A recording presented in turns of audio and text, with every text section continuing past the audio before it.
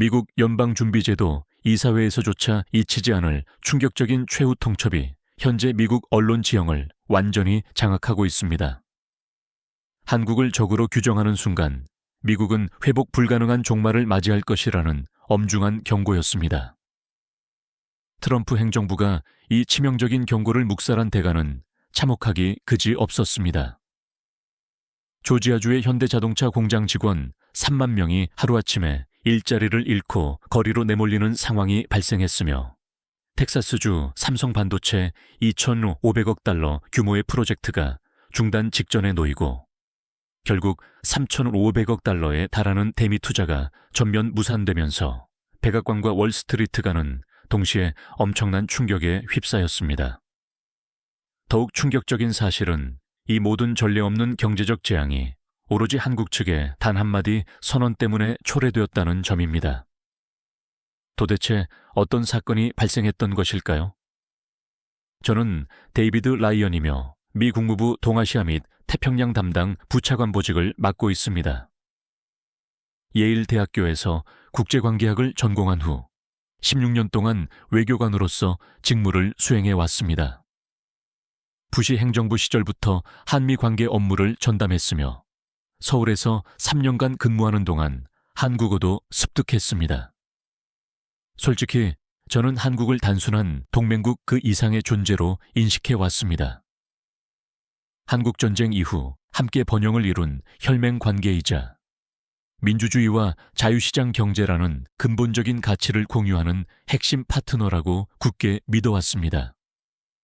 그렇기에 얼마 전 새벽에 발생한 일련의 사건은 저에게 더욱 충격적으로 다가왔습니다.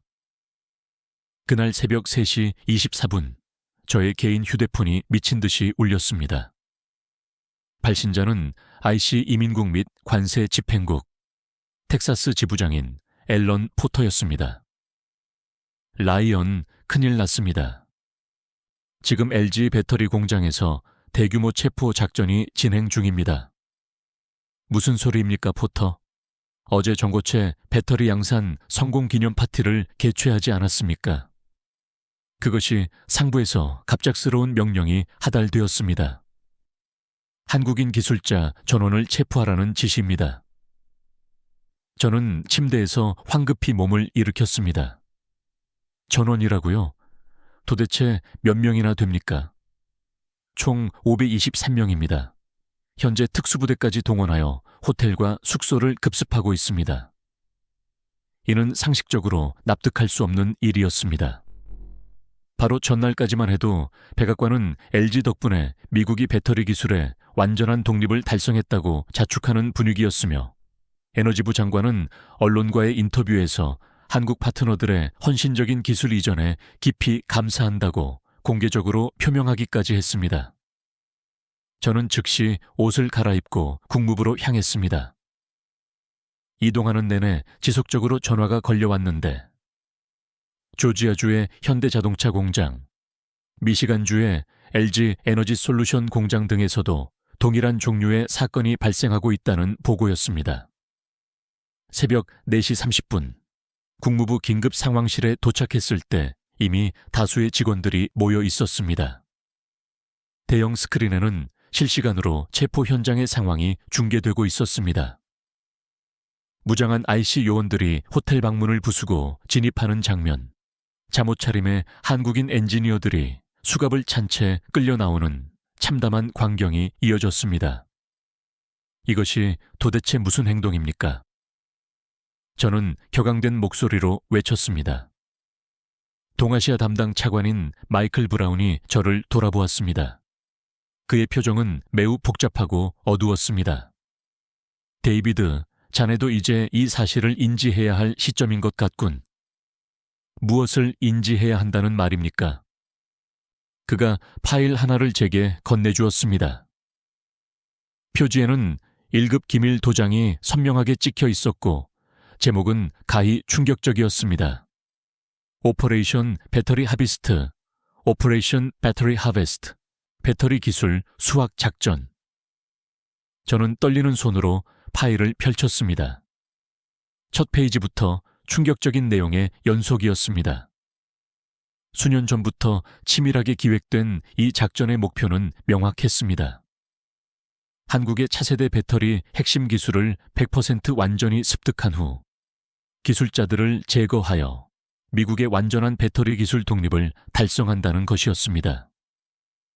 제거라는 단어가 제 눈에 확연히 들어왔습니다. 제거가 무슨 의미입니까? 설마 물리적인 제거는 아니겠지요. 추방이네. 모든 한국 기술자들을 불법 체류자로 몰아 연구시설에서 영구 추방하는 작전이야. 하지만 이들은 모두 합법적인 비자를 소지한 인원들 아닙니까? 그것이 문제였지. 우리가 초청장을 보내고 비자를 발급했으며 기술 이전을 요청했었네. 하지만 이제 그들이 우리에게 가르쳐준 기술이 원래는 미국의 것이었다고 주장할 거야. 70년대 에너지부 연구소 특허까지 끌어와서 말이지. 저는 믿을 수가 없었습니다. 이것이 제가 16년 동안 몸담았던 미국 정부의 실체란 말입니까? 상황실 스크린에는 계속해서 비참한 광경이 중계되었습니다. 한 여성 엔지니어가 흐느끼면서 끌려가고 있었습니다. 그녀의 아이들이 엄마라고 울부짖는 소리가 들려왔습니다. 저 여성은 정민아 박사네. 스탠퍼드에서 박사 학위를 취득했고 LG에서 전고체 배터리의 핵심 설계를 담당했지. 우리가 그녀에게 6개월 동안 배운 기술로 이제 테슬라와 GM이 독자적으로 생산할 수 있게 되었어. 브라운 차관의 목소리에서는 일말의 죄책감 같은 것은 전혀 느껴지지 않았습니다. 바로 그때 제 개인 전화가 다시 울렸습니다. 한국 총영사인 이준호였습니다. 라이언 부차관보님, 도대체 무슨 상황입니까? 우리 국민 500명 가까이가 영문도 모른 채 체포되고 있습니다. 총영사님, 저도 현재 상황을 파악 중입니다. 곧 연락드리겠습니다. 전화를 끊자마자 또 다른 전화가 걸려왔습니다. 이번에는 텍사스 주지사였습니다. 라이언, 이게 무슨 미친 짓입니까? LG 공장이 멈춰서면 우리 주에서만 2만 개의 일자리가 소멸됩니다. 하지만 이미 주사위는 던져진 후였습니다. 새벽 6시가 되자 총 524명 전원이 IC 수용소에 갇혔다는 최종 보고가 올라왔습니다. 그리고 바로 그 시각, 워싱턴에서는 또 다른 폭탄이 터지고 있었습니다. 그날 오전, 저는 국무부 7층 회의실로 다시 긴급 소집되었습니다. 평소와는 달리 경비가 삼엄하게 강화되었고 휴대폰까지 압수당했습니다. 저는 뭔가 심상치 않은 중대 사태가 벌어지고 있다는 것을 직감했습니다. 회의실에는 이미 국방부, 상무부, 에너지부, 심지어 CIA와 NSA 관계자들까지 포함한 고위 관료들이 총집결해 있었습니다. 이처럼 강력한 진용은 국가안보위기 상황에서나 볼 수 있는 것이었습니다. 브라운 차관이 입을 열었습니다. 여러분도 아시는 바와 같이 오늘 새벽 오퍼레이션 배터리 하비스트가 실행되었습니다.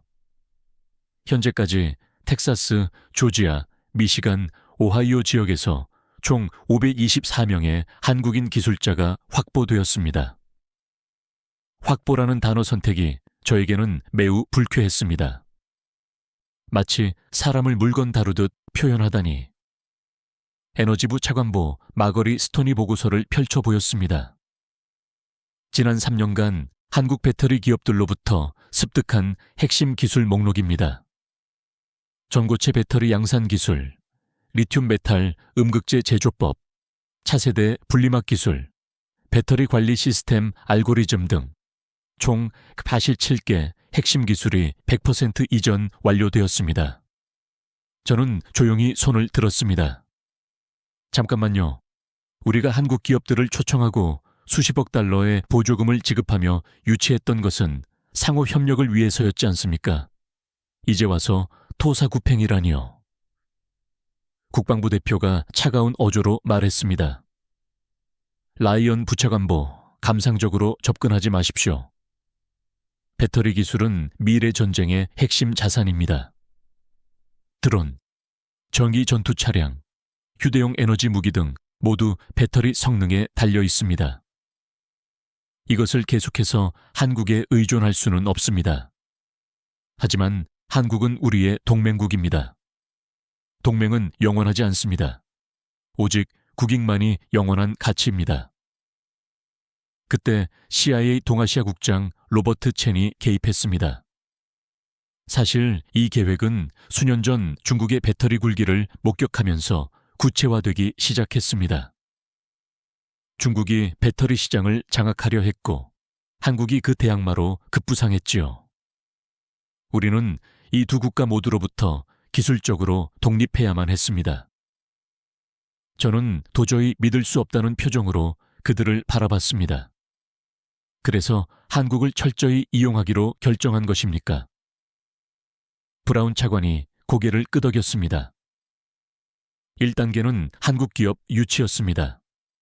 엄청난 세금 혜택과 부지 무상 제공, 전기료 할인까지 제안했으니 한국 기업들은 이를 거절하기 어려웠을 겁니다.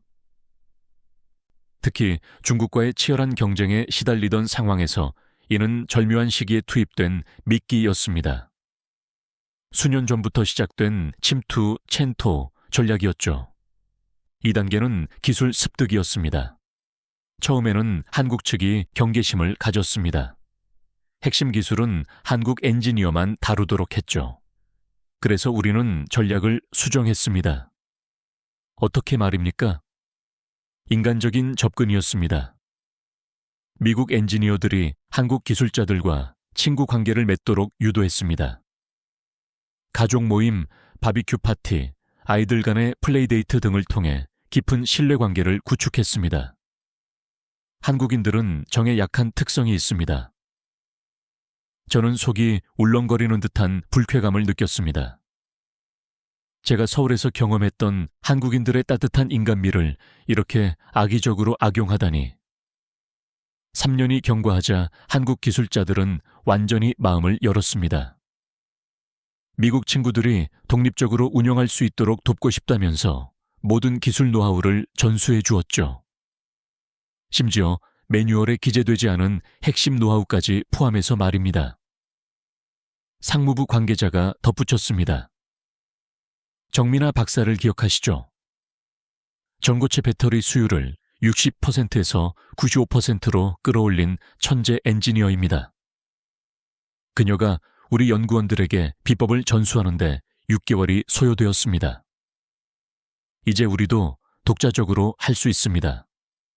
그래서 이제 그들을 버리는 것입니까? 버리는 것이 아니라 계획의 3단계를 실행하는 것입니다. 기술 이전이 완료되었으니 이제 안보 위험 요소를 제거하는 것이죠. 저는 주먹을 불끈 쥐었습니다. 사람이 안보 위험 요소입니까? NSA 부국장이 태블릿을 들어 보였습니다. 이것은 한국 정부와 기업이 주고받은 이메일 전문입니다. 미국에 너무 많은 것을 제공하는 것 아니냐, 핵심 기술 유출 우려, 차라리 중국과 협력하자 등 이런 내용들이 수두룩합니다. 그것이 범죄입니까? 당연히 할 수 있는 우려 아닌가요? 문제는 바로 이 지점부터입니다. 새로운 문서가 화면에 나타났습니다. 한미 배터리 동맹 재검토 방안이라는 제목의 한국 정보 내부 문서였습니다. 한국이 우리를 버리고 중국과 손잡으려 한다는 명확한 증거입니다. 우리는 선수를 친 것뿐입니다. 하지만 저는 그 문서를 자세히 읽어보았습니다. 내용은 그들의 주장과는 전혀 달랐습니다. 미국의 일방적인 요구에 대한 대응 방안을 모색하는 수준에 불과했습니다. 이것은 왜곡입니다. 한국은 마지막 순간까지 미국과 협력하려 했습니다. 라이언, 자네는 지나치게 순진하군. 브라운이 한숨을 쉬었습니다. 어찌되었든 작전은 성공적이었습니다. 이제 4단계만 남았죠. 4단계요. 3,500억 달러를 받아내는 것입니다. 기술료와 손해배상 명목으로 말이죠. 저는 어이가 없었습니다. 기술을 공짜로 가져가고도 모자라 돈까지 뜯어내겠다는 것입니까? 공짜가 아니네. 우리가 공장 부지를 제공하고 인프라도 구축해 주었잖나. 이제 그 대가를 받아야 할 때입니다. 바로 그때 상황실 문이 요란하게 열렸습니다. 급히 들어온 직원이 백악관발 긴급 전문을 전달했습니다. 한국 정부가 1시간 전 긴급 성명을 발표했습니다. 모든 대미 투자 즉각 중단이라고 합니다. 회의실은 일순간 얼어붙었습니다. 브라운의 얼굴이 창백하게 질렸습니다. 뭐라고? 그게 무슨? LG 텍사스 공장, 현대 조지아 공장, SK 켄터키 프로젝트 등 진행 중인 모든 투자가 중단되었습니다. 철수까지 검토 중이라고 보고되었습니다. 저는 이 상황이 어떻게 흘러갈지 불길한 예감을 느꼈습니다. 탐욕이 부른 대재앙의 서막이었습니다. 회의가 종료된 직후 저는 곧바로 현장으로 이동했습니다. 텍사스 오스틴의 LG 에너지 솔루션 공장. 그곳에서 실제로 벌어진 상황을 제 눈으로 직접 확인해야만 했습니다. 공장 입구는 이미 아수라장이었습니다. 수십 대의 IC 차량이 정문을 봉쇄하고 있었고 무장 요원들이 삼엄하게 경계를 서고 있었습니다. 저는 국무부 신분증을 제시하며 간신히 내부로 들어갔습니다. 라이언 부차관보님, 익숙한 목소리가 들렸습니다. LG 미국 법인의 법무팀장 션 김이었습니다. 한국계 미국인인 그는 평소 저와 자주 소통하던 사이였습니다. 션, 도대체 무슨 일이 벌어진 거야? 그의 눈은 충혈되어 있었습니다. 새벽 3시에 들이닥쳤습니다. 영장도 제대로 보여주지 않은 채 우리 엔지니어 180명을 모두 끌고 갔습니다. 영장을 보았나? 겨우 흘끗 봤는데 이상했습니다. 체포 대상은 멕시코인 2명뿐이었거든요. 그런데 한국인들을 닥치는 대로 연행했습니다. 그때 한 여성이 울면서 저에게 다가왔습니다. 부차관보님, 제발 도와주세요. 제 남편이 30대 후반의 한국 여성이었습니다. 이름표에는 정유진 품질관리팀이라고 적혀 있었죠. 진정하시고 말씀해보세요. 제 남편은 최재민 수석연구원입니다. 전고체 배터리 양극재 개발 책임자죠. 어제까지만 해도 미국 팀에게 기술 이전 완료 축하 인사를 건네고 있었는데 그런데 새벽에 집에 들이닥쳤습니다. 그녀는 휴대폰 동영상을 보여주었습니다. IC 요원들이 문을 부수고 들어와 잠옷 차림의 남성을 끌어내는 장면이었습니다. 비자 상태는 어떻게 되나요? 이 사람 비자입니다. 회사 주재원 비자요. 완전히 합법적이죠. 그런데 요원들은 나중에 설명하겠다면서 션이 개입했습니다. 더욱 황당한 것은 구속된 사람들 중에는 영주권자도 12명이나 됩니다.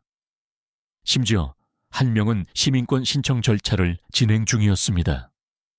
저는 즉시 IC 현장 책임자를 찾았습니다. 특수작전팀장 브라이언 오닐. 군 출신의 강경파였습니다. 오닐 팀장, 영장 좀 봅시다. 국가안보 사안입니다, 부차관보님. 그래도 적법 절차는 준수해야지요. 그가 마지못해 서류를 보여주었습니다. 제가 본 것은 충격 그 자체였습니다. 영장에는 호세 마르티네스, 파블로 로드리게스 단 2명의 이름만 기재되어 있었습니다. 이것은 2명에 대한 체포영장인데 왜 182명을 잡아갔습니까? 작전 중 추가 혐의자를 발견했습니다. 무슨 혐의요? 비자 조건 위반입니다. 이 사람 비자로는 생산 활동에 참여할 수 없는데 이들이 직접 생산 라인에서 잠깐만요. 제가 소리쳤습니다. 이 사람들은 기술 지도와 교육을 위해 온 것입니다. 그것이 바로 이 사람 비자의 목적입니다. 저희 법무팀의 해석은 다릅니다. 그는 냉정하게 대답했습니다. 바로 그때 공장 안에서 비명소리가 들려왔습니다. 우리는 급히 달려갔습니다. 생산동 앞에서 충격적인 광경이 펼쳐졌습니다. IC 요원들이 한국인 엔지니어들을 줄줄이 묶어 끌고 가고 있었던 것입니다. 플라스틱 결속 밴드로 손목을 묶고 10명씩 쇠사슬로 연결하여. 이것이 대체 뭡니까? 이 사람들이 흉악범입니까? 제가 격렬하게 항의했지만 소용이 없었습니다. 그중 한 명이 저를 알아봤습니다. 데이비드 라이언. 윤성민 박사였습니다.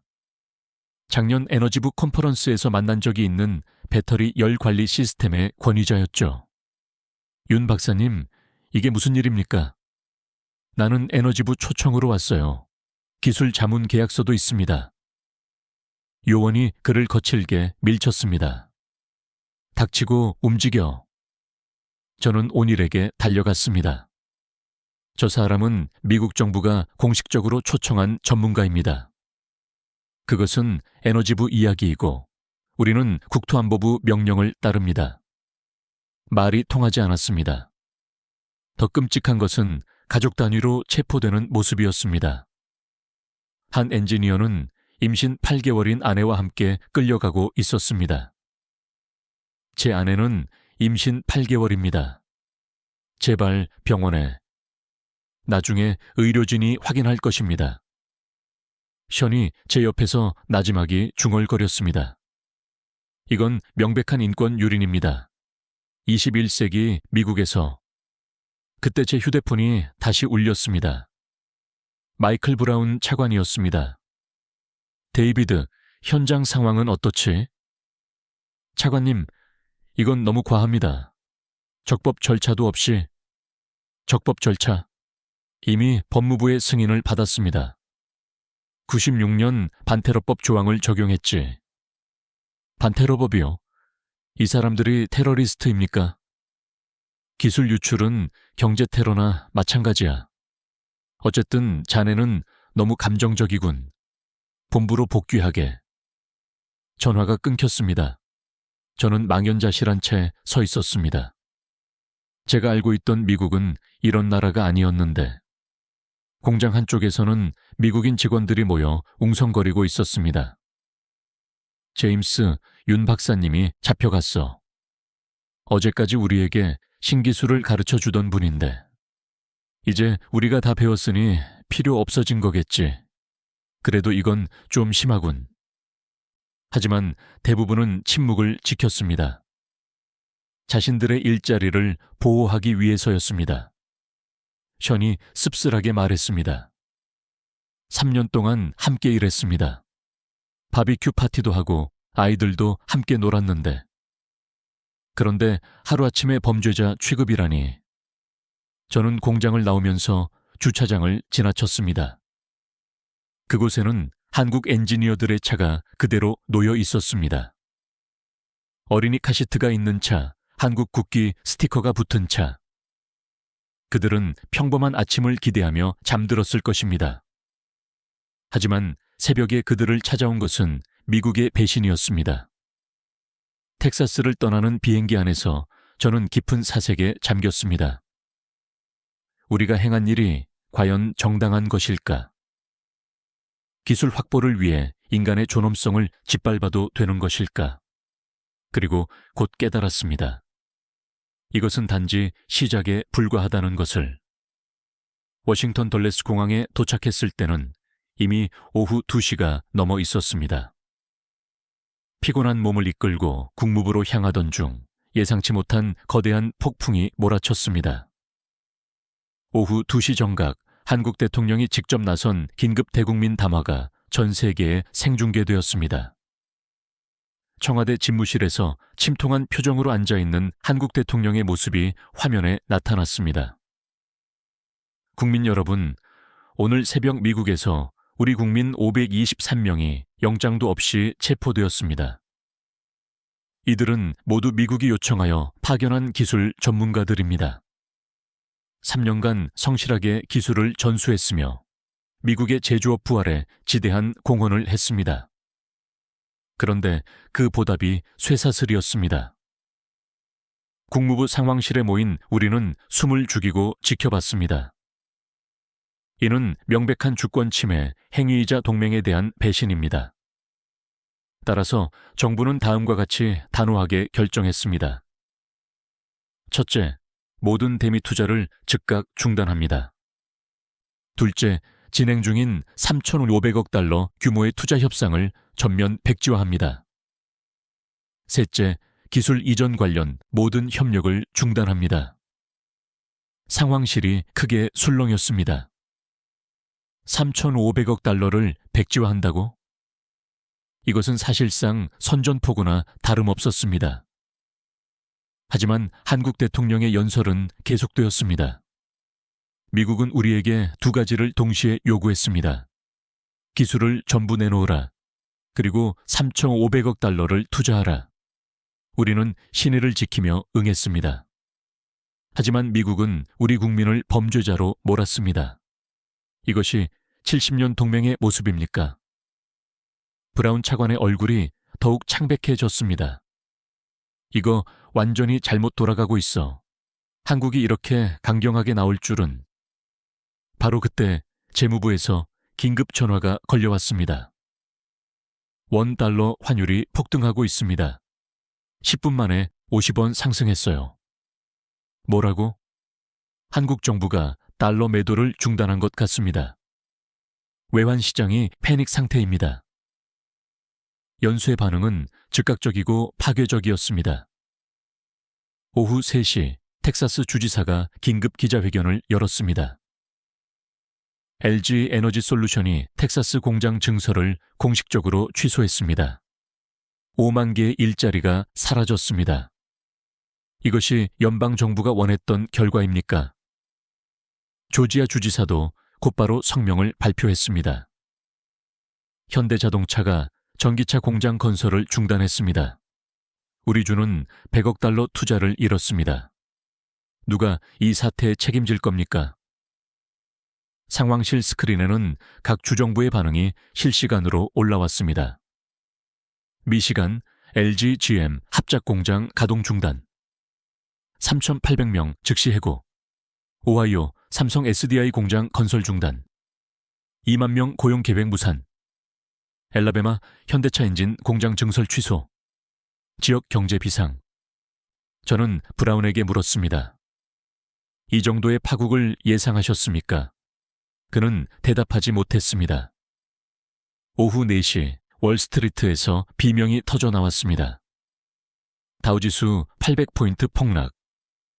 GM주가 12% 하락, 배터리 공급 차질 우려. 포드 10% 급락. 한국산 배터리 의존도 심화 때문. 블룸버그 속보가 떴습니다. 한국 배터리 3사, 미국 자동차 업체에 대한 공급 중단 가능성 시사. 디트로이트 빅3 비상. 상무부 차관이 혈압이 오른 얼굴로 뛰어들어왔습니다. 대통령이 경로했습니다. 당장 해결하랍니다. 어떻게 해결합니까? 한국이 완전히 등을 돌렸는데. 그때 한국 외교부의 공식 성명이 도착했습니다. 미국 정부는 24시간 내에 다음 사항을 이행하라. 1. 구금된 한국 국민 524명 전원 즉시 석방. 2. 공식 사과. 3. 재발 방지 약속. 이행하지 않을 시 추가 조치가 있을 것임. 추가 조치라니. 불안한 예감이 현실화되기 시작했습니다. 오후 5시 삼성전자가 폭탄 선언을 했습니다. 오스틴 반도체 공장 건설 계획 전면 재검토. 170억 달러 투자 보류. 텍사스 주지사가 다시 나타났습니다. 이번에는 거의 울먹이는 표정이었습니다. 삼성이 떠나면 오스틴은 끝장입니다. 연방정부는 대체 뭘 하고 있습니까? 하지만 이것은 서막에 불과했습니다. 저녁 6시 현대차 그룹이 성명을 발표했습니다.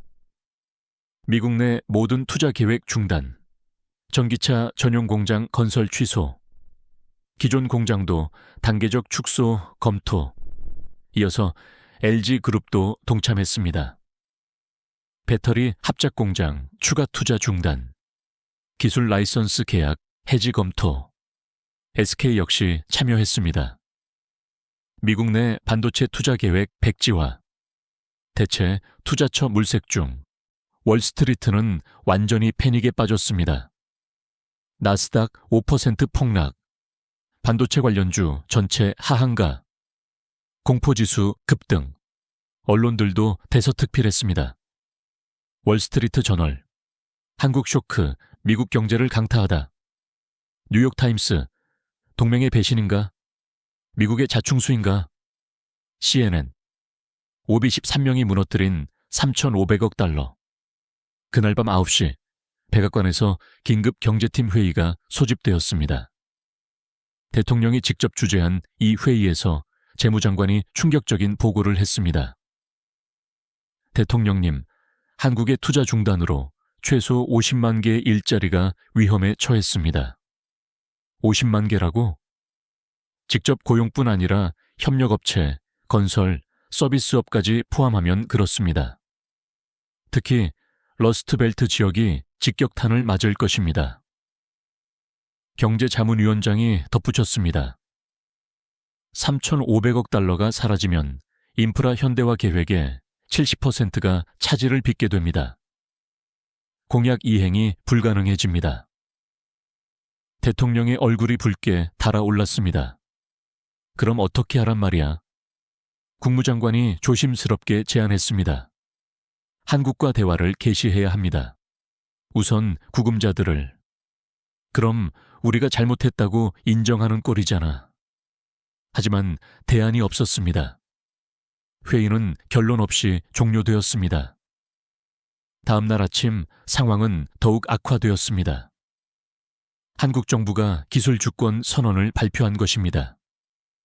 대한민국은 더 이상 핵심 기술을 일방적으로 이전하지 않는다. 기술은 국가의 미래이자 생존이다. 우리의 기술자들이 존중받지 못하는 곳에 우리의 기술 또한 갈 수 없다. 이와 동시에 충격적인 추가 발표가 이어졌습니다. 한국 정부는 국내 기업들의 기술 보호를 위해 전략기술 수출 통제 제도를 즉시 시행한다고 밝혔습니다. 배터리, 반도체, 디스플레이 등 핵심 기술의 해외 이전을 엄격히 통제하겠다는 선언이었습니다. 이는 사실상 기술 빗장을 걸어 잠그겠다는 선언과 같았습니다. 미국 자동차 업계가 가장 먼저 비명을 질렀습니다. 한국산 배터리 없이는 전기차 생산 불가능. 대체 공급처를 찾는데 최소 3년 소요. 당장 다음 달 생산 계획부터 차질 발생. IT 업계도 마찬가지였습니다. 삼성 없이는 첨단 반도체 공급 불가. 대체제가 존재하지 않는다. 그날 오후 저는 마이클 브라운 차관실에서 그를 만났습니다. 차관님, 이제라도 멈춰야 합니다. 무엇을요? 이 광기 어린 계획을 말입니다. 우리가 얻으려던 것보다 잃는 것이 훨씬 많습니다. 그는 지친 얼굴로 창밖을 응시했습니다.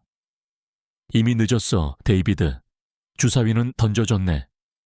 아직 늦지 않았습니다. 한국인들을 석방하고 공식 사과를 하면. 그럼 우리가 틀렸다고 인정하는 꼴이잖아. 정치적으로 불가능한 일이야. 저는 깊은 절망감을 느꼈습니다. 국가의 자존심 때문에 국익을 망치고 있는 꼴이었습니다. 그런데 진정한 문제는 이제부터였습니다. 한국발 경제 쓰나미가 미국을 강타한 지 48시간이 경과하자 백악관은 문자 그대로 전시 상황실을 방불케 했습니다.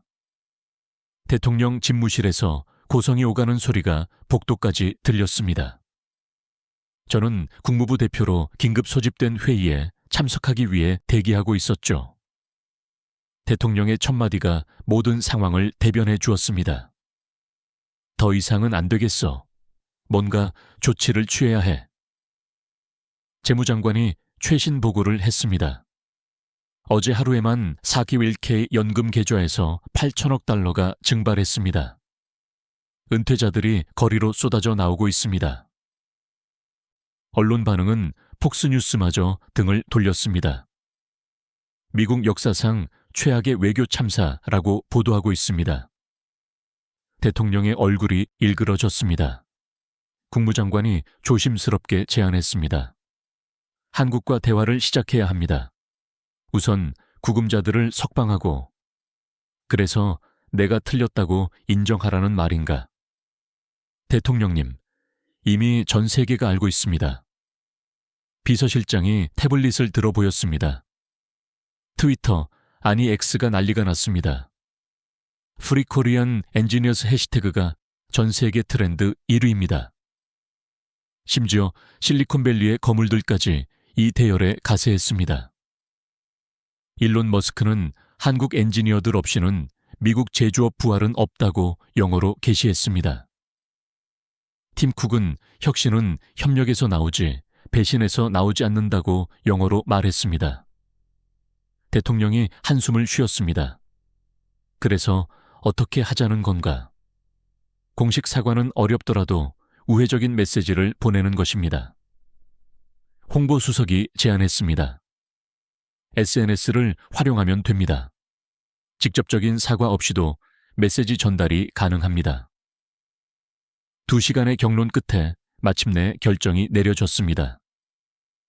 오전 11시 23분, 대통령의 트위터 계정에 글이 올라왔습니다. 미국은 항상 전 세계 인재들을 환영해왔다.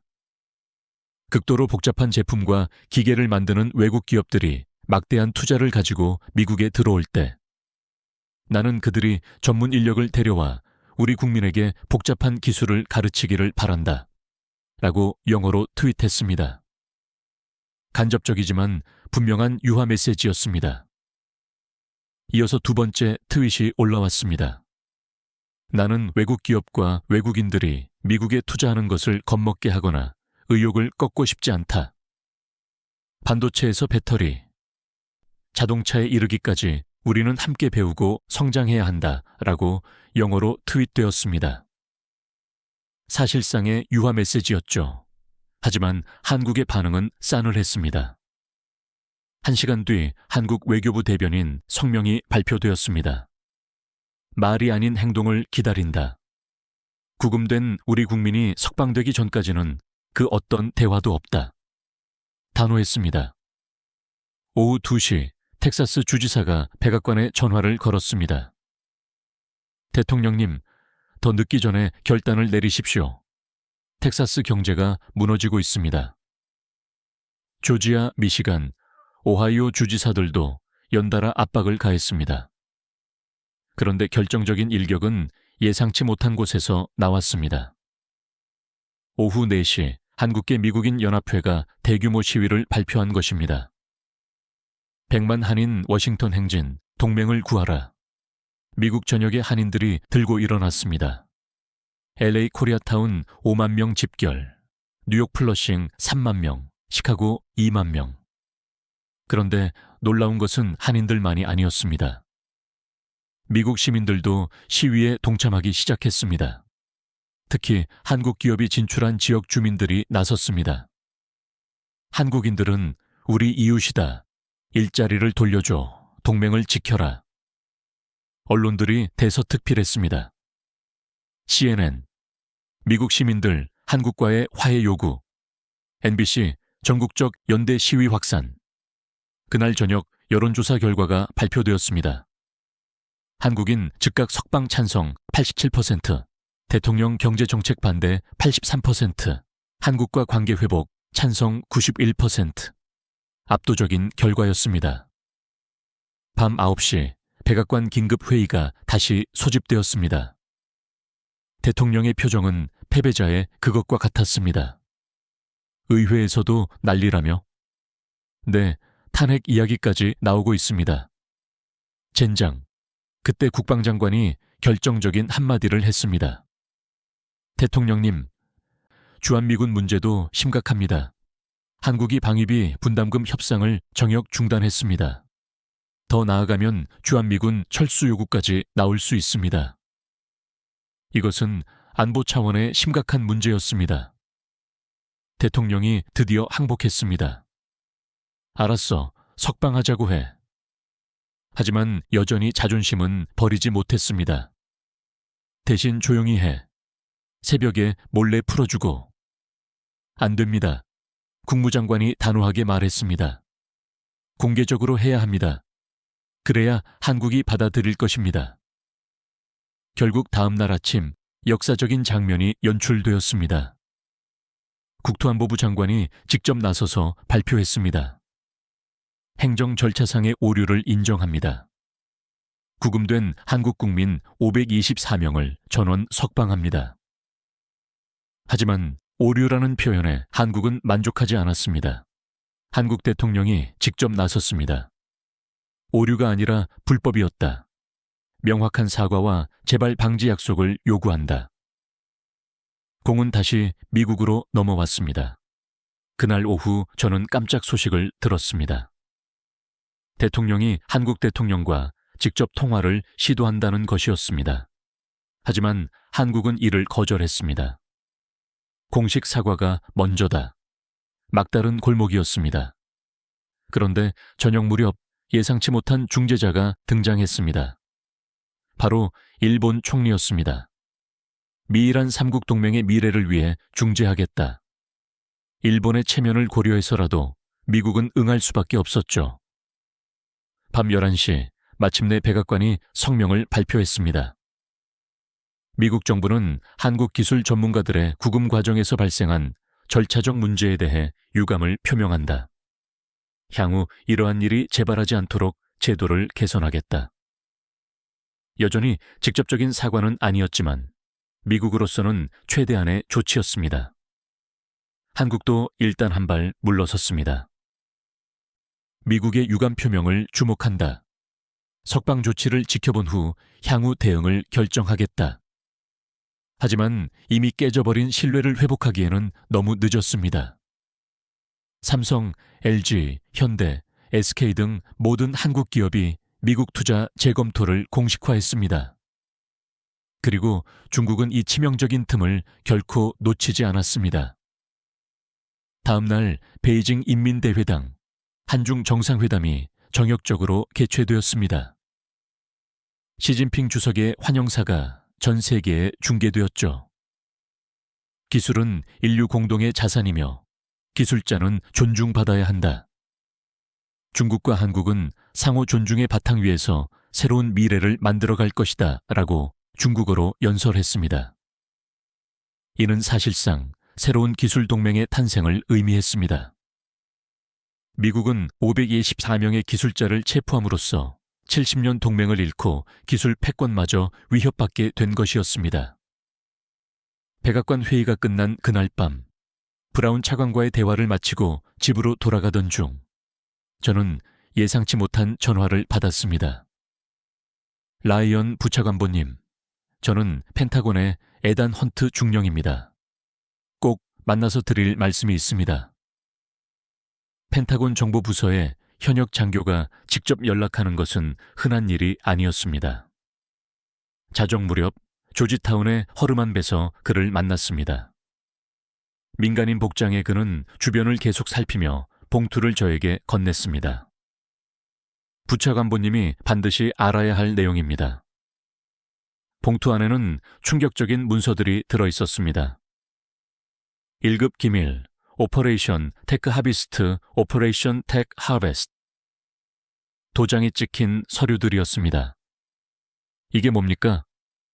수년 전부터 준비된 작전의 전체 계획서입니다. 제가 초기 기획에 참여했었죠.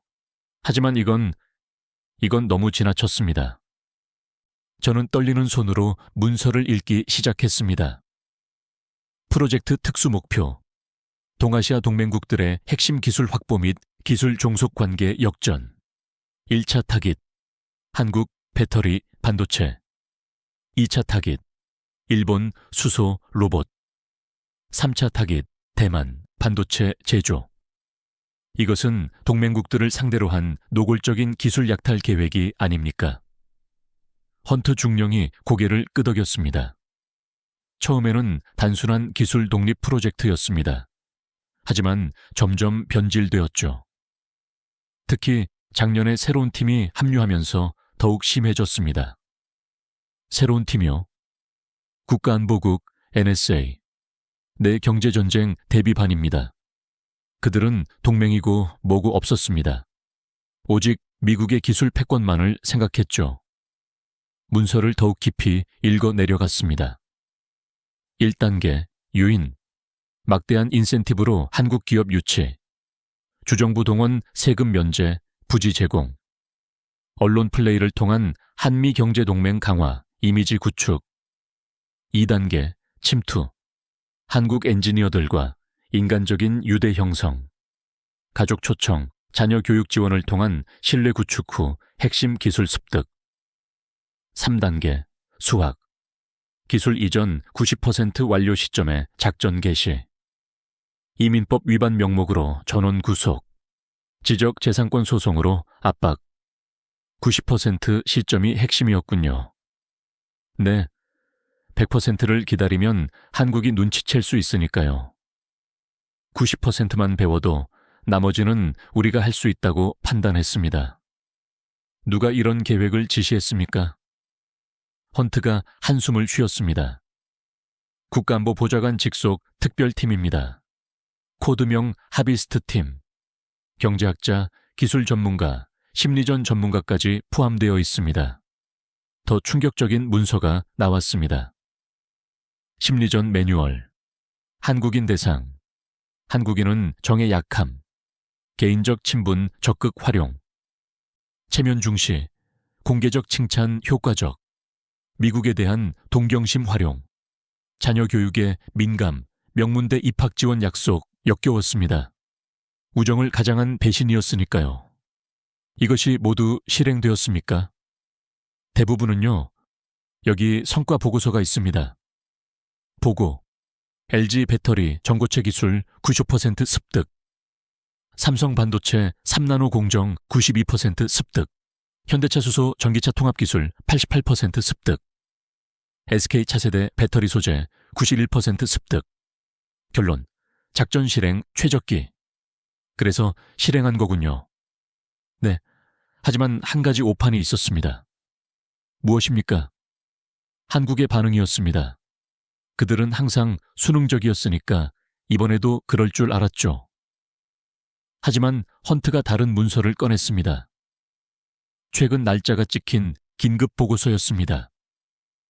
작전 실패 분석, 한국 정부 예상 외의 강경 대응, 한국 여론 폭발적 반발, 중국 개입 변수 간과, 일본, 대만 연쇄 이탈 가능성, 위험도 극심. 왜 저에게 이걸 보여주는 겁니까? 헌트가 저를 똑바로 바라봤습니다. 저도 군인입니다. 국가를 위해 일하죠. 하지만 이건 명예롭지 못합니다. 동맹을 배신하는 것은 군인의 길이 아닙니다. 그래서요? 막아야 합니다. 일본과 대만까지 같은 일을 당하기 전에. 그리고 그는 목소리를 낮췄습니다. 하비스트 팀이 2차 작전을 준비 중입니다. 2차 작전? 한국이 저항하면 기술 테러 혐의로 기소한다는 것입니다. 이미 법무부와 조율 중입니다. 순간 제 등골이 섬뜩해졌습니다. 증거 조작도 불사하겠다는 뜻입니까? 그들은 무엇이든 할 것입니다. 미국의 기술 패권을 위해서라고 말하면서요. 저는 문서를 다시 파악했습니다. 마지막 페이지에 충격적인 내용이 있었습니다. 최종 목표, 글로벌 기술 피라미드 재편, 미국 기술 원천 독점, 동맹국 기술 임대 사용, 기타국 기술 접근 차단, 모든 핵심 기술의 원천을 미국이 보유하고 동맹국들은 라이선스 비용을 지불하며 사용하는 구조 확립. 이것은 동맹이 아니라 지배 구조잖아요. 그래서 제가 찾아온 겁니다.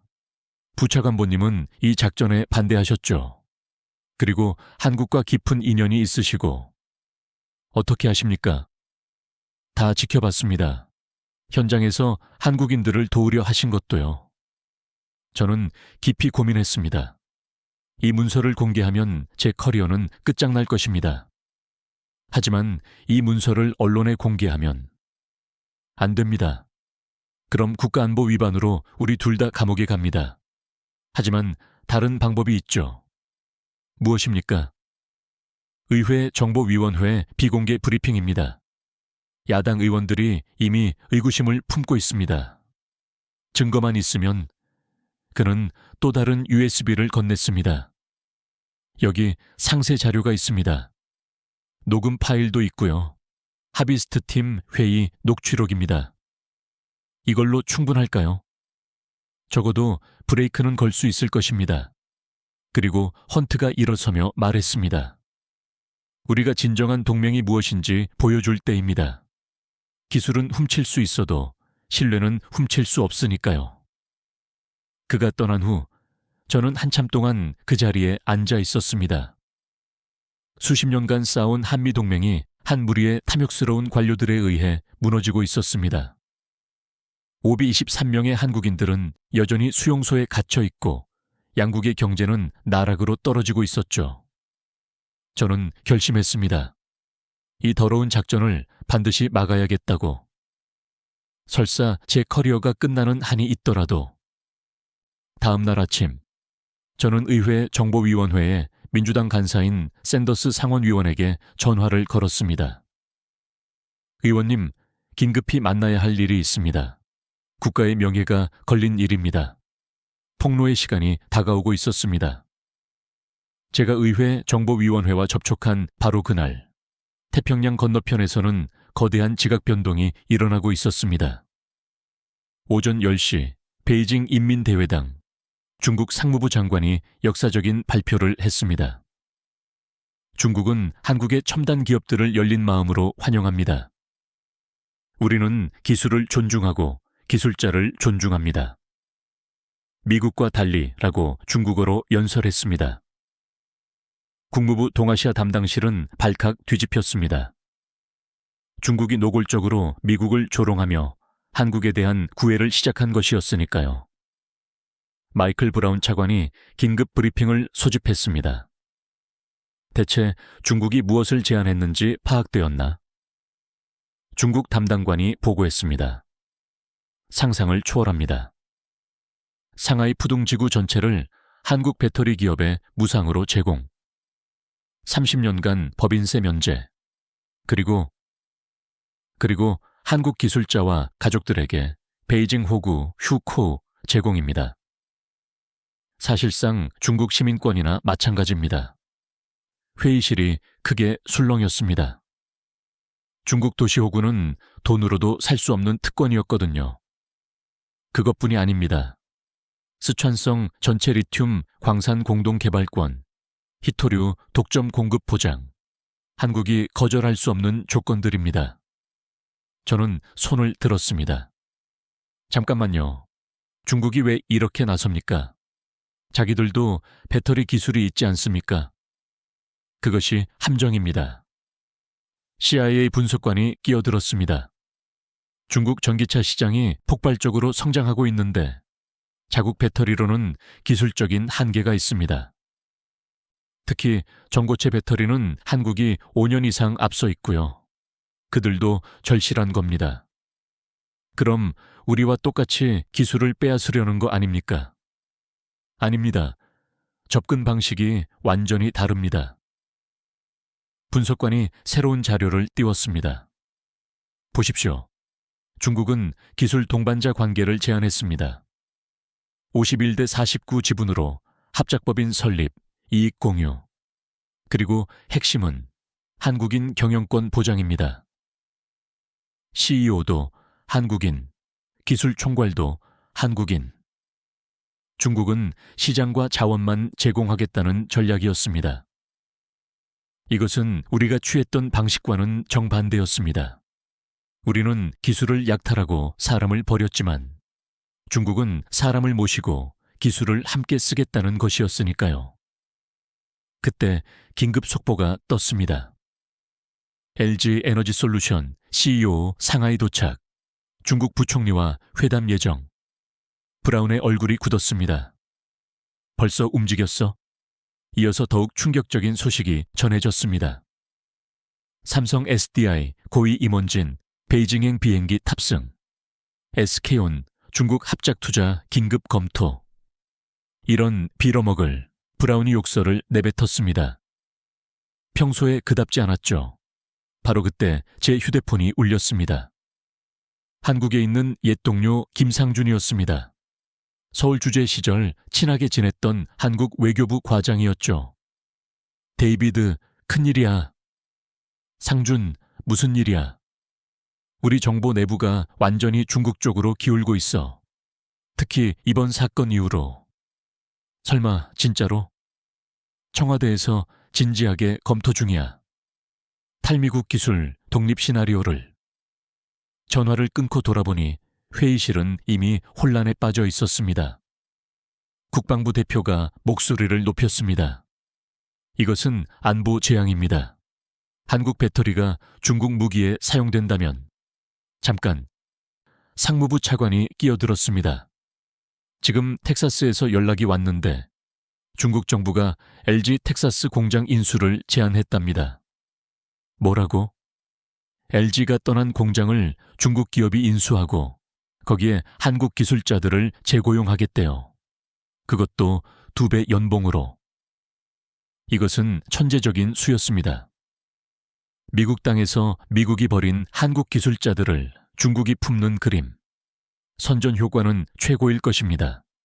브라운이 주먹을 쥐었습니다. 국무장관님께 보고하고 백악관 긴급 회의를. 그때 또 전화가 울렸습니다. 이번엔 일본 대사관이었습니다. 라이언 부차관보님, 도쿄에서 긴급 전문입니다. 일본 정부가 한국과 공동 대응을 검토한다고 합니다. 일본까지 한국 편에 서기 시작한 것이었습니다. 저녁 무렵 상황은 더욱 악화되었습니다. 왕이 중국 외교부장이 정격적으로 서울을 방문했습니다. 공항에서 한 발언이 전 세계 언론의 헤드라인을 장식했죠. 한국의 아픔은 아시아의 아픔입니다. 기술은 인류 공동의 자산이며 기술자는 존중받아야 합니다. 중국은 한국의 진정한 친구가 되겠습니다. 라고 중국어로 선언했습니다. 그리고 결정타가 날아왔습니다. 중국 시진핑 주석, 한국 기업인 500명 초청 만찬 개최 예정.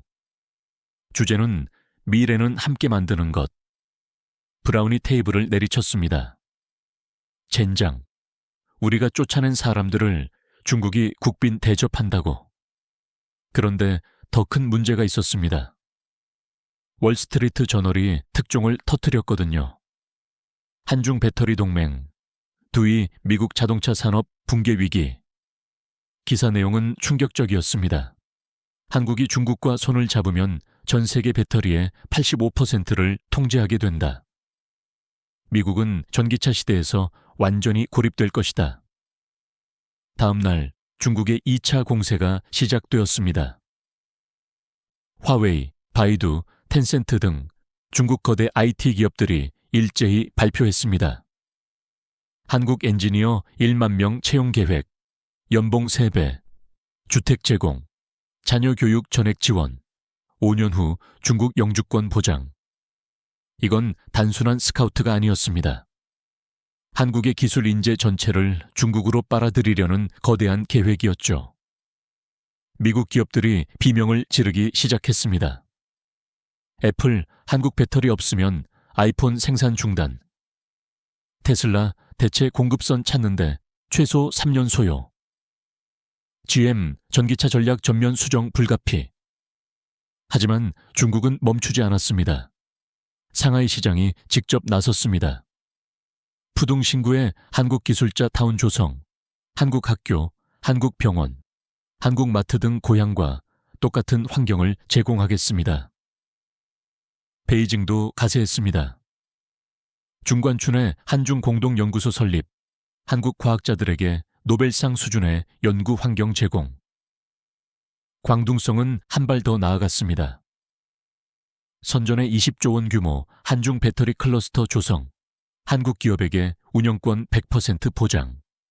이쯤 되자 한국 여론이 완전히 돌아섰습니다. 한국 언론들의 헤드라인이 극적으로 바뀌었습니다. 미국이 버린 우리, 중국이 품는다. 굴욕 외교 끝, 이제는 선택의 시대. 기술 강국 한국, 더 이상 이 아니다. 그리고 마침내 한국 정부가 공식 입장을 발표했습니다. 우리는 우리를 존중하는 나라와 함께할 것입니다. 기술 협력의 새로운 지평을 열겠습니다. 사실상 중국과의 협력을 공식화한 것이었습니다. 백악관은 완전히 패닉 상태에 빠졌습니다. 그날 밤 저는 또 다른 전화를 받았습니다. 뜻밖에도 구금된 한국 엔지니어 중 한 명인 정민아 박사의 변호사였습니다. 라이언 부차관보님, 정 박사님이 꼭 전하고 싶은 말이 있다고 합니다. 뭐라고 하시던가요? 우리는 미국을 믿고 왔습니다. 우리의 미래를 걸고 왔어요. 그런데 미국은 우리를 이용하고 버렸습니다. 이제 중국이 손을 내밀고 있어요. 우리가 어떤 선택을 하겠습니까? 전화를 끊은 후 저는 마음이 매우 무거웠습니다. 우리가 자초한 일이었습니다. 기술 욕심에 눈이 멀어 가장 중요한 것, 바로 사람을 놓쳤던 것이었습니다. 중국의 구해 공세가 시작된 지 72시간.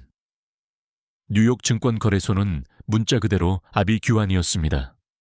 오전 9시 30분, 개장벨이 울리자마자 매도 주문이 폭주했습니다. GM 8% 폭락, 포드 11% 급락, 테슬라 15% 하락.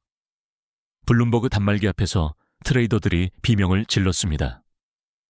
배터리 관련주 전체 하한가, 나스닥 서킷 브레이커 발동 임박. 저는 재무부 긴급회의에 국무부 대표로 참석했습니다. 재무장관의 얼굴은 사색이 되어 있었습니다. 사흘 만에 시가총액 2조 달러가 증발했습니다. 2조 달러요? 네. 그리고 이건 시작에 불과할 수도 있습니다. 대형 스크린에 실시간 지표가 떴습니다. 모든 그래프가 붉은색이었습니다. 다우존스 1.47포인트 하락, 나스닥 6.2% 하락, S&P 500 5.8% 하락. 그때 골드만삭스 수석 애널리스트의 긴급 리포트가 도착했습니다. 한국 배터리 공급 중단 시 미국 자동차 산업 손실 추정. 연간 3,200억 달러, 일자리 손실 180만 개, GDP 영향 마이너스 2.3%. 재무장관이 한숨을 쉬었습니다. 2008년 금융위기 때보다 심각할 수 있습니다. 그런데 더 큰 문제는 따로 있었습니다. 연준 부의장이 보고했습니다. 달러 가치가 폭락하고 있습니다. 한국이 외환 보유고에서 달러 비중을 줄이기 시작했습니다. 얼마나? 어제 하루에만 200억 달러를 매도했습니다. 일본도 동조할 조짐이 보입니다. 회의실이 얼어붙었습니다. 바로 그때 증권거래위원회에서 연락이 왔습니다. 대형 헤지펀드 3곳이 마진콜 위기에 처했습니다. 한국 배터리 관련 파생 상품에 과도하게 베팅했다가 이건 시스템 리스크로 번질 수 있는 상황이었습니다. 점심 무렵 상황은 더욱 악화되었습니다. 일본 정부가 공식 성명을 발표한 것입니다. 미국의 일방적 행동에 깊은 우려를 표명한다. 일본 기업들의 미국 투자 계획을 전면 재검토하겠다. 토요타가 즉각 발표했습니다. 켄터키 전기차 공장 증설 보류. 혼다도 뒤따랐습니다. 오하이오 배터리 공장 계획 취소. 이제 한국뿐 아니라 일본까지 등을 돌리기 시작한 것이었습니다. 그때 CNBC에서 특별 생방송을 시작했습니다. 월가의 전설 워런 버핏이 긴급 입장을 발표합니다. 백발의 현인이 화면에 나타났습니다. 미국이 심각한 실수를 저질렀습니다. 신뢰는 비즈니스의 기초입니다. 우리가 그것을 스스로 무너뜨렸어요. 저는 한국 관련 투자를 제거하고 있습니다. 라고 영어로 말했습니다. 버핏이 한국을 버린다. 이 한마디에 시장은 또 한 번 곤두박질 쳤습니다. 오후 2시 백악관 경제팀 긴급 회의. 대통령이 직접 화상으로 참여했습니다. 도대체 얼마나 더 떨어진다는 거야? 경제자문위원장이 답했습니다. 최악의 경우 다우 3만 선이 붕괴될 수 있습니다. 3만이 무너진다고? 네. 그리고 더 큰 문제는 또 뭐가 있어? 유럽입니다. 그때 또 속보가 떴습니다. EU, 미국의 보호무역주의 우려 표명. 한국과의 독자적 기술 협력 모색, 독일이 가장 먼저 움직였습니다. 메르세데스 벤츠, 한국 배터리 기업과 유럽 합작 공장 논의. 폭스바겐도 가세했습니다. 한국과 전략적 파트너십 강화 예정. 프랑스까지 르노, 한국 기업과 차세대 배터리 공동 개발 추진. 미국은 완전히 고립되고 있었습니다. 그런데 정말 충격적인 소식은 따로 있었습니다. 대만 TSMC가 성명을 발표한 것입니다. 미국 애리조나 공장 증설 계획 재검토. 투자 환경 불확실성 증가. 반도체까지 흔들리기 시작한 것이었습니다. 재무장관이 머리를 감싸쥐었습니다. 이러다 진짜 대공황이 온다. 그때 연준 의장이 화상회의에 참여했습니다. 금리 인하를 검토해야 합니다. 시장 안정을 위해. 얼마나? 최소 1%포인트입니다. 그럼 인플레이션이 지금은 시스템 붕괴를 막는 것이 최우선입니다. 바로 그 순간 뉴스 속보가 또 터졌습니다. 삼성전자, 미국 5회 지역 투자 확대 발표. 중국, 유럽, 동남아 중심으로. 이건 사실상 미국 포기 선언이었습니다. 주식시장은 더욱 폭락했습니다. 다우 2000포인트 돌파. 역사상 최대 하락폭 기록. 서킷 브레이커 발동. 거래가 중단되었습니다. 87년 블랙 먼데이 이후 최악의 날이었습니다. 그날 저녁 의회가 들고 일어났습니다. 상원은행위원장이 긴급 성명을 발표했습니다. 행정부의 무모한 행동이 미국 경제를 파탄냈다. 즉각 청문회를 요구한다. 하원 외교위원장도 가세했습니다. 70년 동맹을 하루아침에 무너뜨린 책임을 물을 것이다. 야당은 물론 여당에서도 비판이 쏟아져 나왔습니다. 일자리가 사라지고 있다. 우리 지역구 공장이 문 닫는다. 당장 해결하라. 그런데 가장 뼈아픈 비판은 전직 국무장관들에게서 나왔습니다. 헨리 키신저는 워싱턴 포스트에 기고문을 썼습니다. 미국이 스스로 국제 질서를 무너뜨렸다. 이는 역사적 실책으로 기록될 것이다 라고 영어로 썼습니다. 콘돌리자 라이스도 비판했습니다. 동맹은 거래가 아니다. 신뢰다. 우리가 그것을 잊었다 라고 영어로 말했습니다. 월가의 대부들도 줄줄이 비판 대열에 합류했습니다. JP 모건 CEO 최악의 정책 실패. 뱅크 오브 아메리카 회장 자해 행위. 시티그룹 수장 역사상 가장 어리석은 결정. 그날 밤 긴급 여론조사 결과가 나왔습니다. 대통령 지지율 29%로 폭락. 경제정책 반대 78%. 한국인 석방 찬성 81%. 국민들도 등을 돌린 것이었습니다. 다음 날 아침 더 충격적인 소식이 전해졌습니다. 무디스가 미국 신용등급 전망을 부정적으로 하향 조정한 것입니다. 정책 일관성 결여와 국제 신뢰도 하락을 고려. S&P도 경고했습니다.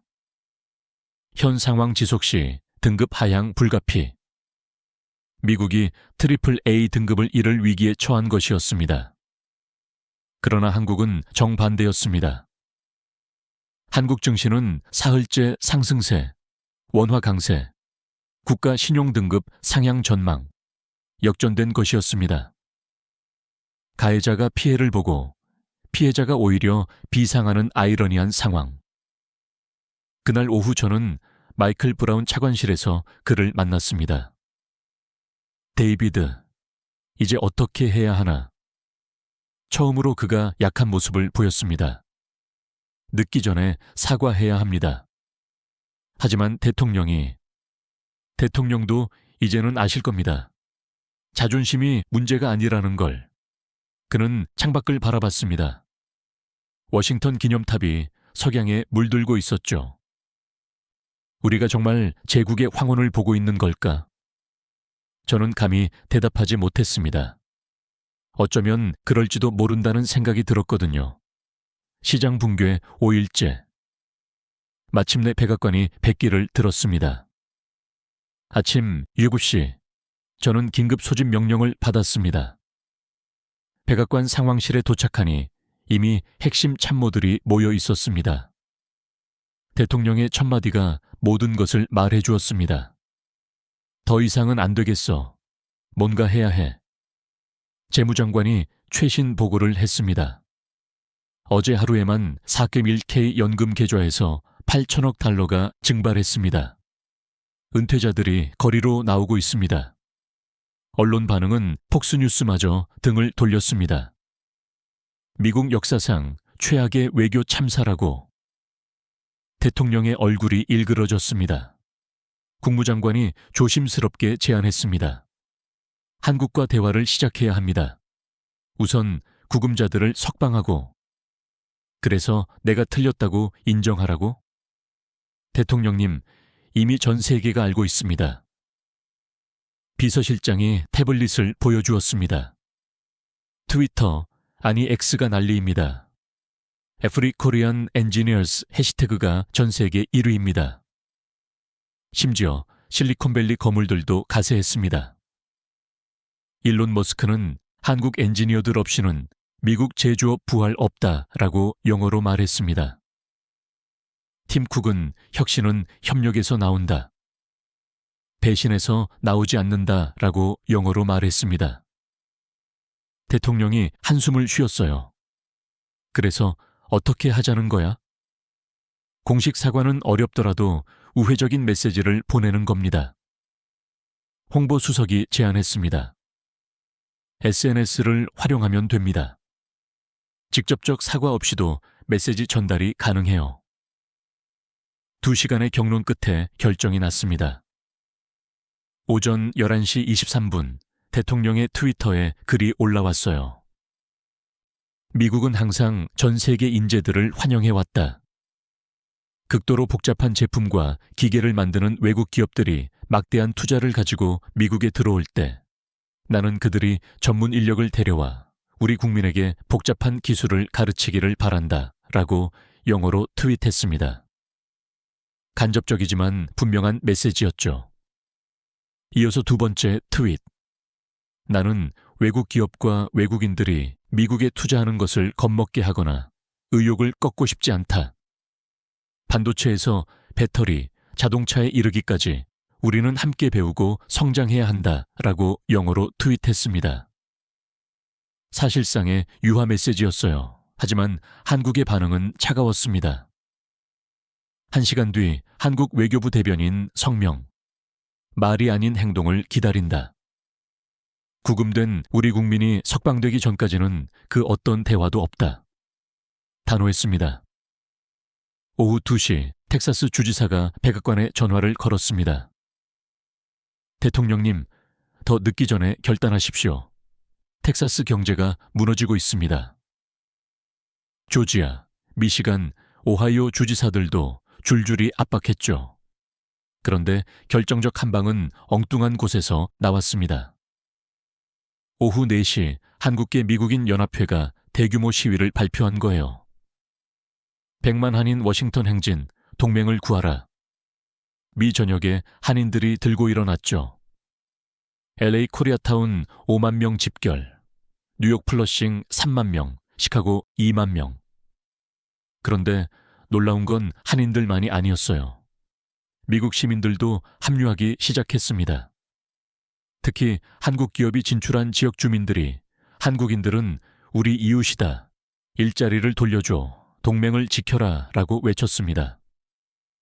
언론들이 대서특필했죠. CNN, 미국 시민들, 한국과의 화해 요구, NBC, 전국적 연대 시위 확산. 그날 저녁 여론조사 결과가 나왔어요.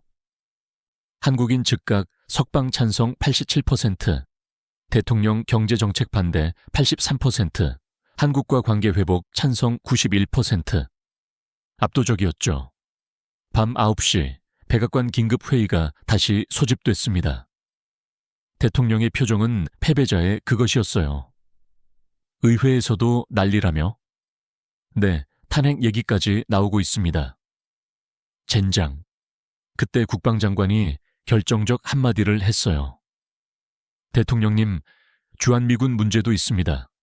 한국이 방위비 분담금 협상을 중단했어요. 더 나아가면 주한미군 철수 요구까지 나올 수 있습니다. 이건 안보 차원의 문제였죠. 대통령이 드디어 항복했습니다. 알았어, 석방하자고 해. 하지만 여전히 자존심은 버리지 못했어요. 대신 조용히 해. 새벽에 몰래 풀어주고. 안 됩니다. 국무장관이 단호하게 말했죠. 공개적으로 해야 합니다. 그래야 한국이 받아들일 겁니다. 결국 다음 날 아침 역사적인 장면이 연출됐습니다. 국토안보부 장관이 직접 나서서 발표했어요. 행정 절차상의 오류를 인정합니다. 구금된 한국 국민 523명을 전원 석방합니다. 하지만 오류라는 표현에 한국은 만족하지 않았죠.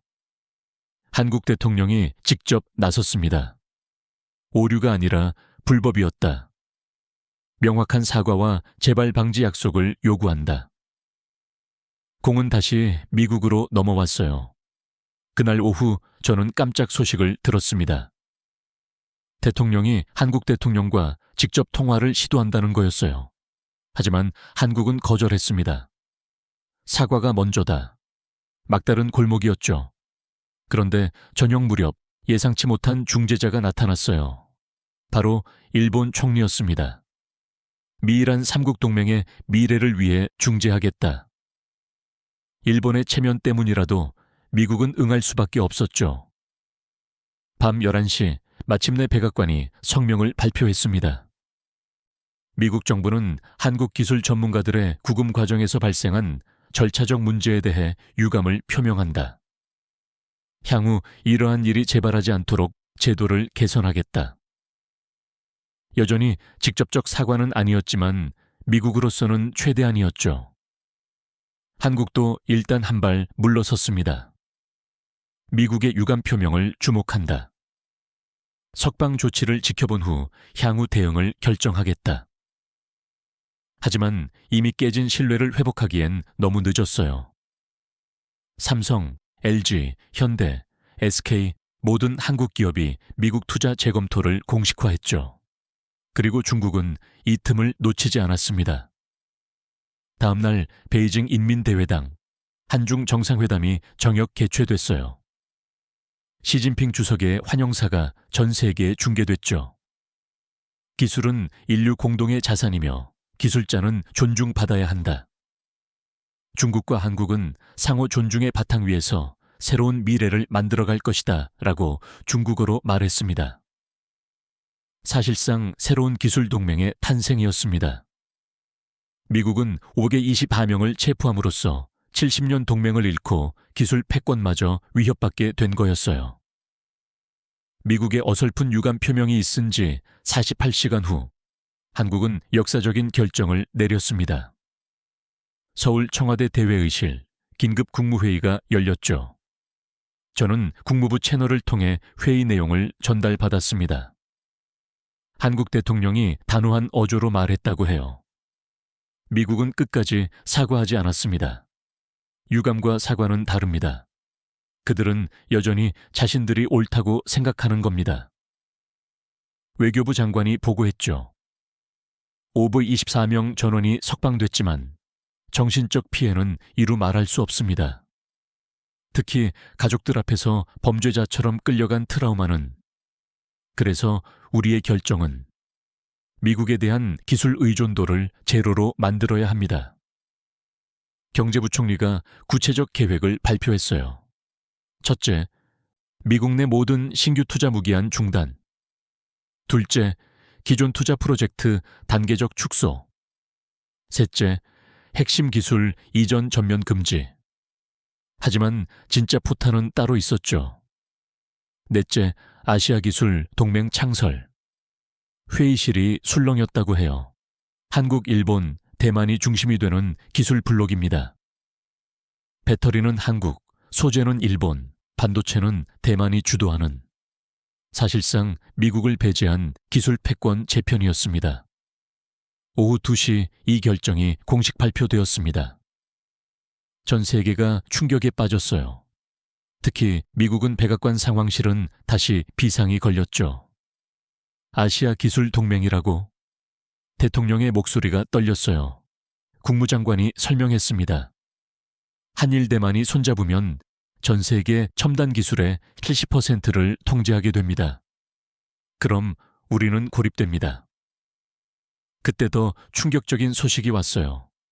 싱가포르와 베트남도 참여 의사를 밝혔습니다.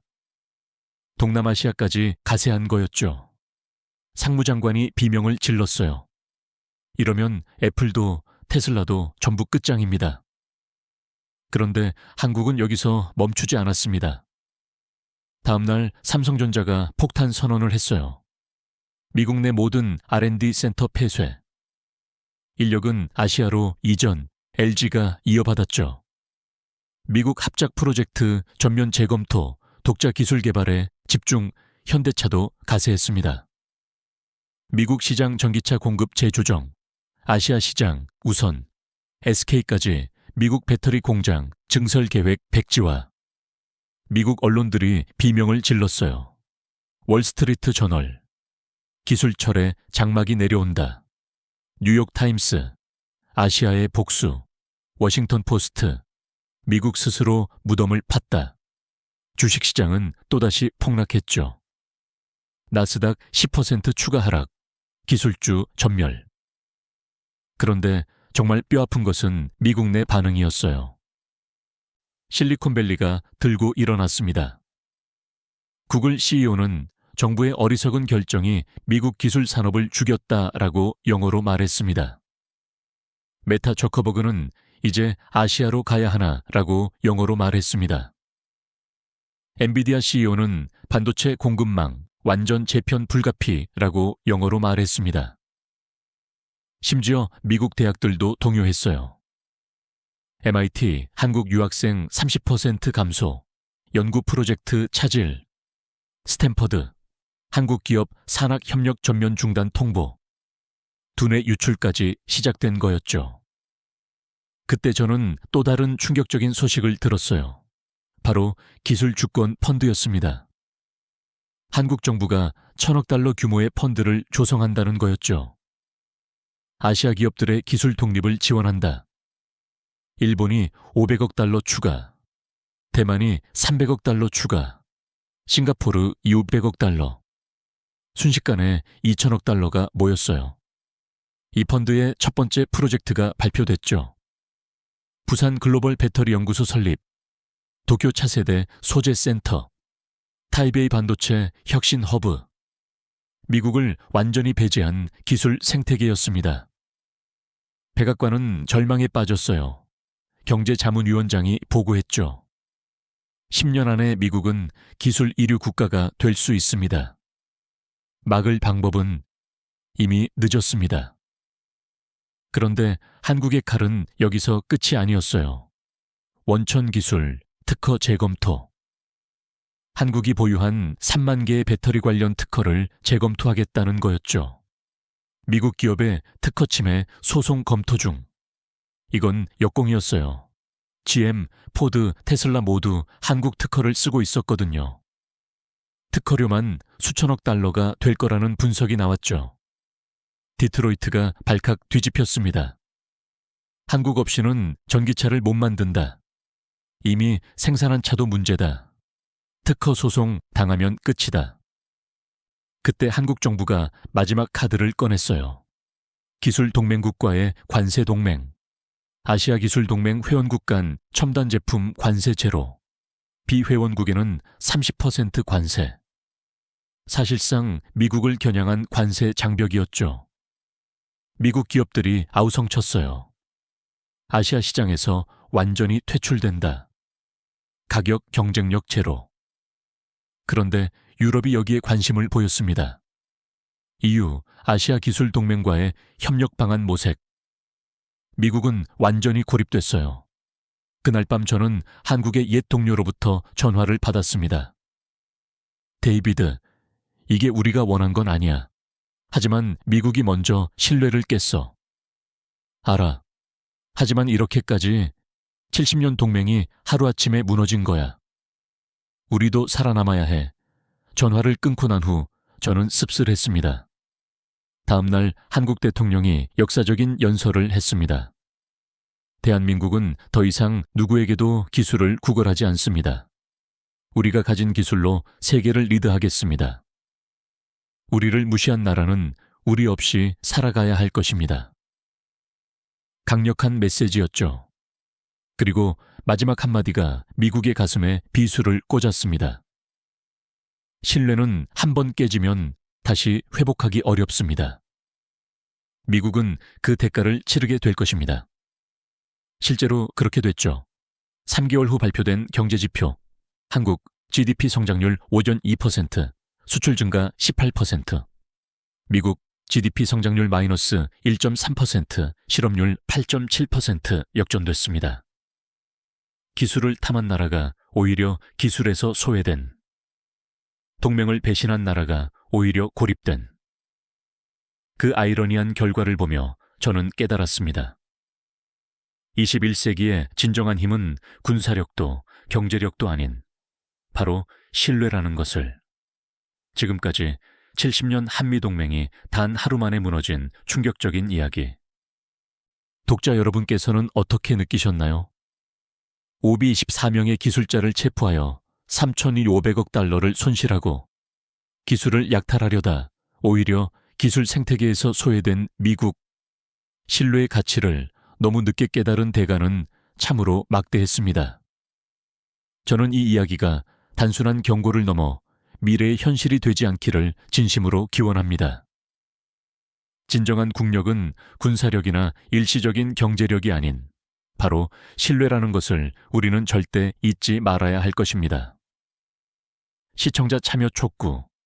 이 통찰력 있는 분석 영상이 마음에 드셨다면 좋아요 버튼을 눌러주시고 저희 채널을 구독하여 다음 이야기들을 놓치지 마십시오. 또한 한미동맹의 진정한 의미와 신뢰의 중요성을 널리 확산시키기 위해 이 영상을 주변에 공유해 주시면 감사하겠습니다. 여러분의 지적인 참여가 다음 콘텐츠 제작에 큰 힘이 됩니다.